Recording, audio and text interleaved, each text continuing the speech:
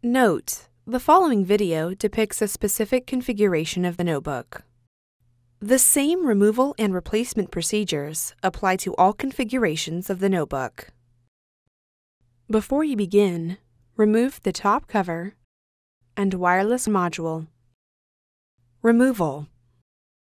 Using minimal force, lift the locking bar up on the display panel ZIF connector and disconnect the display panel ribbon cable from the system board.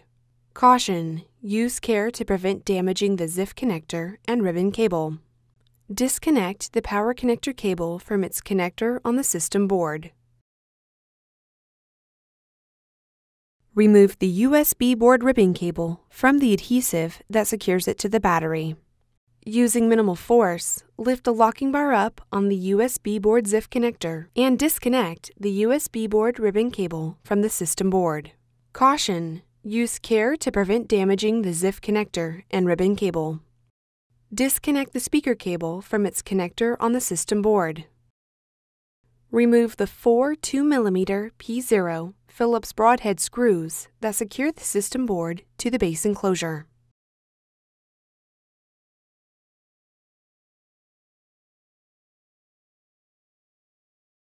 Important: one of these screws is the right protect screw that enables when the screw is installed and disables when the screw is removed.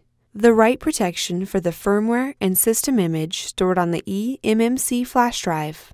Click Right Protect Screw to view its location. You need to ensure that you do not lose the right protect screw during this procedure. Carefully lift the right edge of the system board.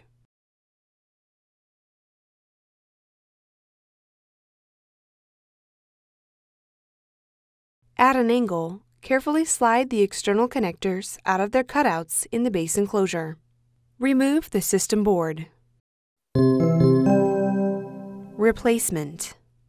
Note: before installing a new system board, remove the following from the old system board and install on the new system board. Heatsink. At a slight angle, tow the external connectors of the system board into their cutouts in the base enclosure. Caution: to avoid damage, ensure that the display panel, power connector, wireless LAN antenna, USB board ribbon, and speaker cables are free from being pinched between the system board and base enclosure. Lower the right edge of the system board into position on the base enclosure. Replace the 4 2mm P0 Phillips broadhead screws that secure the system board to the base enclosure.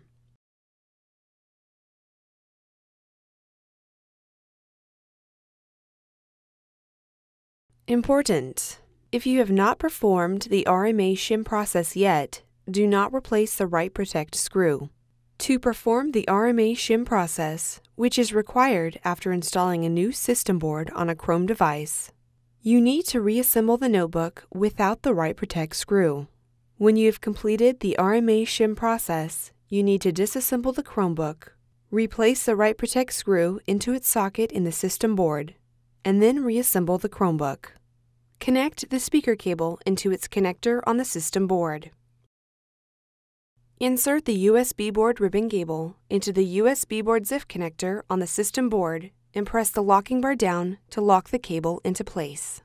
Caution: use care to prevent damaging the ZIF connector and ribbon cable. Connect the power connector cable into its connector on the system board. Insert the display panel ribbon cable into the display panel ZIF connector on the system board and press the locking bar down to lock the cable into place. Caution: use care to prevent damaging the ZIF connector and ribbon cable. Important: after system board replacement, be sure to complete post-installation tasks as required that may include verifying functionality of the notebook, updating DMI and other settings.